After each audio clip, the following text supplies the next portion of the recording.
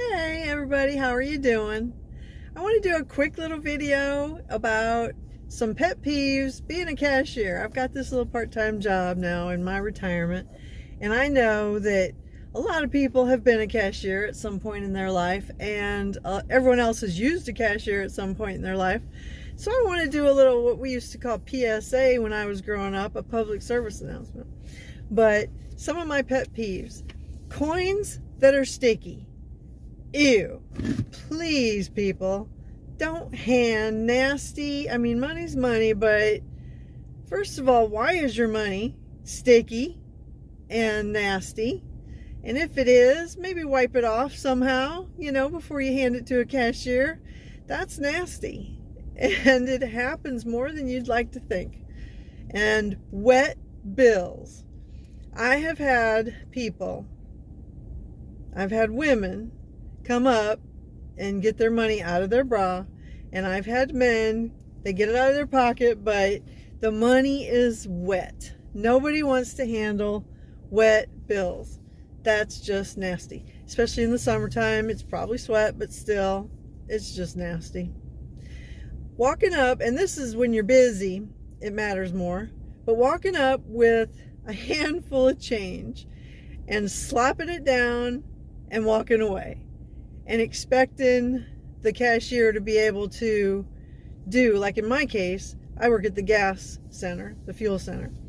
And so that pump's not going to be ready to pump until the register knows that the amount of money is in the register from me telling it. And I'm not telling it the money's there till I know the money's there. And if you hand me pennies, dimes, and nickels, I got to count them. Quarters aren't quite so bad, but $20 in quarters is a lot. Again, if you're busy, it's near impossible to do when you're busy. And in these times, you stay busy pretty much. But if you have to do it, like there are some very considerate people when they come up and they know they put it in, like, especially quarters, they'll put it in piles of $1, and that's a lot easier to count. Goes a little quicker. But, money's money. You got to use what you got to use. I get it. I totally get it. I've used quarters many times for things. I think it's more the slapping it down, walking away, and expecting you to be fast about it. That gets on your nerves.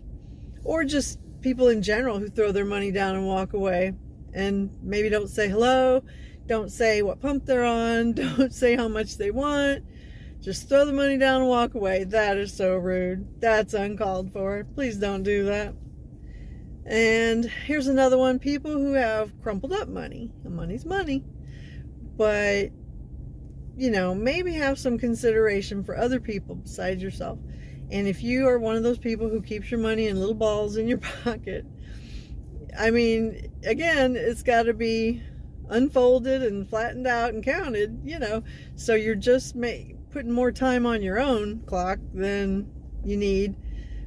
But crumpled up bills, and especially if they're thrown at you, but crumpled up bills, I don't really have a lot of people throwing money at me, but the people, I think part of it, especially with the coins, is that they're a little embarrassed maybe, and they just want to get out of that spot, before anybody notices that you're using pennies, dimes, and nickels. And I get that. I totally get that.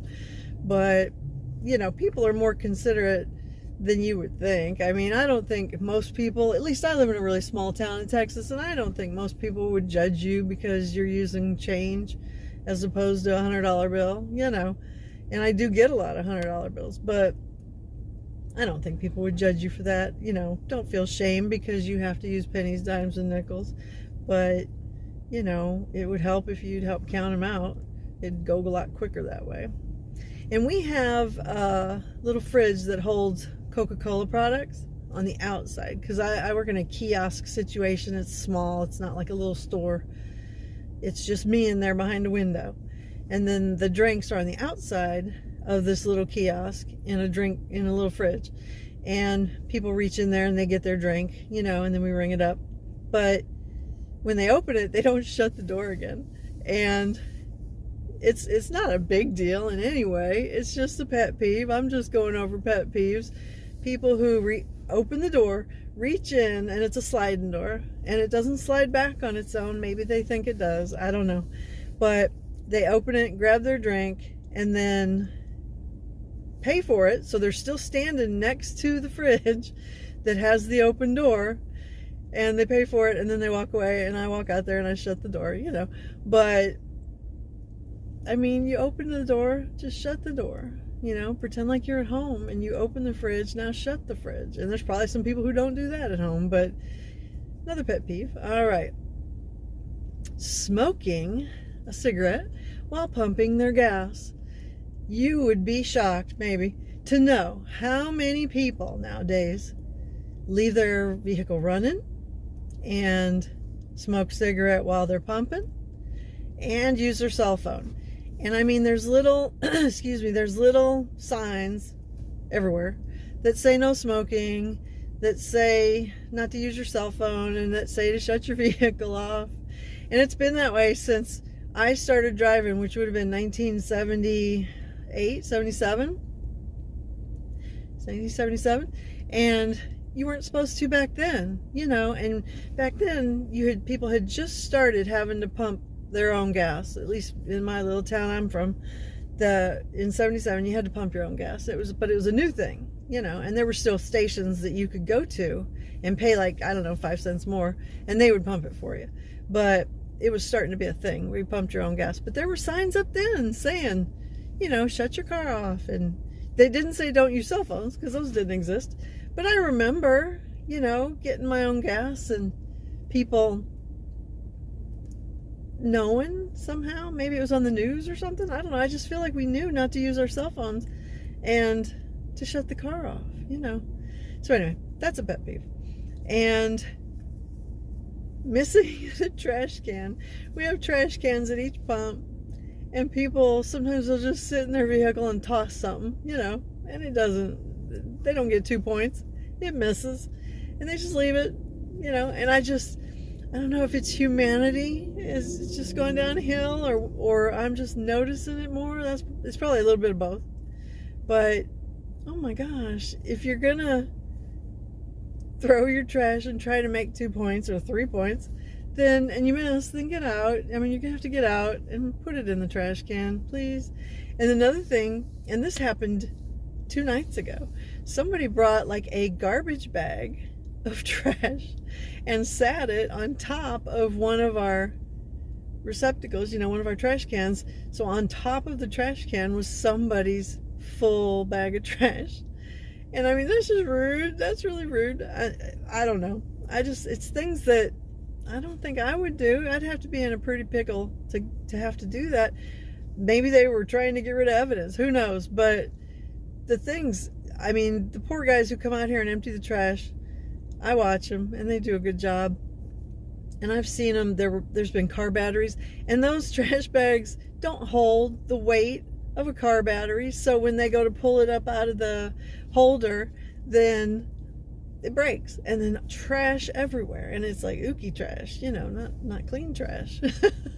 But yeah, people throw away things. I mean, there's been lots of things left in our trash that you just, you know, I guess they're cleaning out their vehicle. I mean, I'm sure they're cleaning out their vehicle. I watch that all the time. But anyway, those are some pet peeves. And like I say, I do live in a small town, and there's maybe 2 or 3 other gas stations. This town is like a 2-mile wide town, and it has like 3,500 people. And my gas station that I work at is with the grocery store, the only grocery store in town. And then there's like a Valero, a Chevron, and some other name one. And they have, you know, theirs are more expensive than ours, and you can get points off because it's that supermarket type of situation where if you buy groceries, you can get cents off your gas. And a lot of people do that. But we have 8 pumps, and this stays pretty busy. I come in the afternoon at 2:30 and work till it closes, and it stays pretty busy, you know. There are times when it's like 2 or 3 cars thick. Not a lot though. When I lived in Baton Rouge, Louisiana, and I'd go to Costco to get my gas, and they had 10 pumps, and there would be 10 cars at each pump when you go get gas at any time on any day. It was that busy all the time. And I mean, traffic's like that too in Baton Rouge. So I love my little town, but it does stay pretty busy here. Some more pet peeves. People whose credit card doesn't work, and for some reason it's my fault. And I mean, I get it. There's been times when my card doesn't work and you get upset about it, you know. And I don't think I take it out on the cashier. I try really hard not to. Now that I notice it, they're taking it out on me. But don't take it out on the cashier, because everything's computer now. The cashier cannot do anything more than likely. You know, you can be nice and ask, could you do this, could you do that, but she probably can't. I mean, if the machine won't take your card, the machine won't take your card. And another thing that's my fault, evidently, is the price of gas. And you know, there's a lot of little towns around this little town, and they have gas stations, and sometimes their gas is cheaper than our gas, and so I have to hear that a lot. And it's, you know, like, it's my fault. Like, why is your gas this price? And our gas right now is $2.44 and went up. It was in the $2.30 range, and just recently it went up to $2.44 for regular and $3.18 for diesel. And I mean, that's a pretty good price, I think, for nowadays. But you know, there's nothing I can do about the price of gas. And I mean, I don't mind listening. It's sort of when they direct it to you like it's your fault, you know, because everybody complains about the price of gas. I get that, but I can't do anything about it, you know. And I must say, it's my age group. It's the boomers who are doing more of that, because we remember when gas was 78 cents. They probably remember when gas was 28 cents, some of them, you know, because they're older than me. But I remember when I started driving in 78, gas was like 78 cents a gallon.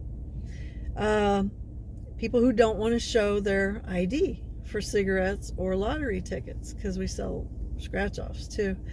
And I'm sorry, you have to show ID. I've had people say, well, Chevron doesn't card me. Well, you know what? Maybe go to Chevron then, because if you look underage, I'm going to card you. And I mean, I have had a couple times where I didn't card somebody and they got upset because they think they looked too young and needed to be carded, and they didn't. But more often it's the people who just don't want to show their ID. Now, super young people, 21-year-olds, they don't mind showing their ID because they're used to it, I suppose, maybe. But there's some people, maybe they're 25, maybe even 30, and they look young, you know. And officially, you know, we're supposed to card people that look under 40. I wouldn't say that I do that all the time, but, you know, some of these people, they definitely look old enough. But some of them don't. And I mean, if somebody asks you for your ID, if you're going to buy alcohol or cigarettes or lottery tickets, just have your ID. You might need to show it unless you just know that you don't look that young, and that happens. And like I said, we have that Coke fridge, and it's my fault when we don't have Pepsi too, or if we don't have the type of Coke, because down here Dr. Pepper's super popular and it goes really fast, and so when it's gone, people get mad, and it's my fault. They think I have a warehouse behind this tiny little kiosk that I can just go get, and we don't even fill the stupid thing. It belongs to the Coke company, and they come here almost every day and fill it. And what they put in it's what they put in it. And sometimes they don't do a very good job of knowing what people want, but most of the time they do. It's just stuff's popular, and we don't have Red Bull. Everybody wants Red Bull. We don't have it. We have Monster. So that's not the cashier's fault either. There's nothing more than likely that they can do about it. And people who come up, and I don't know if it's every gas station or just mine, but I feel like it's more than just mine, where you have to say how much you want. A lot of people, and again, it's the older crowd, because there was a time when you could just go up and say, turn on the pump for me, or you didn't have to say it. You know, you pull up and the pump's on basically, and then you go pay when you're done pumping, and that is so gone. That's been gone since the 80s, I think. But people who want you to just turn the pump on, it's not possible anymore. At my gas station, it's not possible. And so, you know, you have to pay first. And I'm sure it says it on the pump. I can't swear it does, but I think it does. But it's been that way for decades. You know, you have to pay first, because people ruined it for everybody else by just driving off and not paying. And people who park in handicap spots that don't have handicap plates or a thing hanging off their mirror. I don't like that, but I mean, that might just be a me thing, but I can see the parking lot. You know, I'm in the parking lot, and people who park in handicap and don't need it, that is another pet peeve. And here's the last one, and then I have to go to work.